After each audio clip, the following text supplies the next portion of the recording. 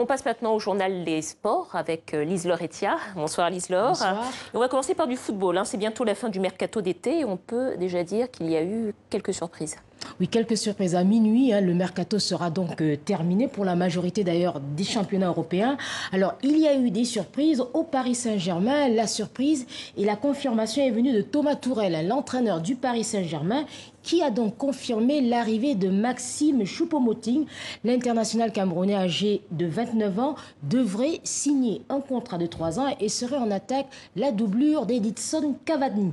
Bagnan, lui, a été prêté une saison à Rennes. L'international sénégalais en provenance du Torino va évoluer avec l'ex-parisien Hatem Ben Arfa qui a passé aujourd'hui une visite médicale. En revanche, un autre Sénégalais, Diafra Sakho, quitte Rennes pour le club de Bursaspor en Turquie. Et puis on termine avec Youssouf Mouloumou qui reste en Écosse. Il a rejoint à 31 ans le club de Glasgow pour l'international congolais. C'est le 6e club. Il a été formé au Paris Saint-Germain. Et aussi l'Ivoirien Nicolas Pepe, Lise-Laure, qui reste à Lille, c'est ça? Oui, il a décidé de rester à Lille et pourtant il était courtisé par de nombreux clubs, dont l'Olympique lyonnais.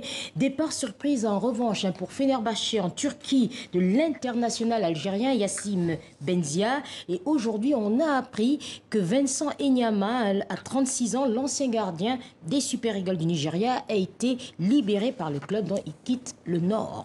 Bon, alors on va continuer avec du basket, Lise-Laure, puisque c'était aujourd'hui à Bamako les quarts de finale du championnat d'Afrique des moins de 18 ans. Et les premiers qualifiés, c'est les Sénégalais. Oui, les Sénégalais qui, comme les Maliens, ils impressionnent. Depuis le début de cette compétition, c'est leur 6e victoire donc pour les Lionceaux qui ont dominé la Libye 85-52 et se qualifient donc pour les demi-finales. Victoire un peu plus laborieuse de l'Angola face à la République démocratique du Congo. Les champions d'Afrique se sont finalement imposés 62-44. Défaite en revanche du Rwanda face à l'Égypte, 66-89. On écoute les réactions des deux sélectionneurs, celui du Rwanda et celui de la RDC. On ne peut pas dire que tout a mal tourné. Quand même, on est arrivé à jouer les quarts de finale.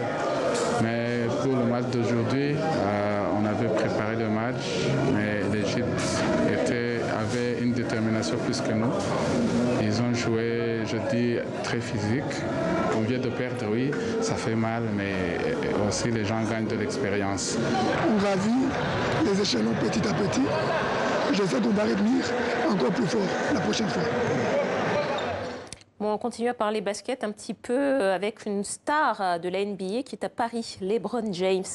Oui, la superstar de la NBA était cet après-midi à Bagnolet en banlieue parisienne où il a rencontré de jeunes basketteurs. Le puissant ailier américain de 2 mètres est venu inaugurer la Summer Academy qui est financée par l'un de ses sponsors.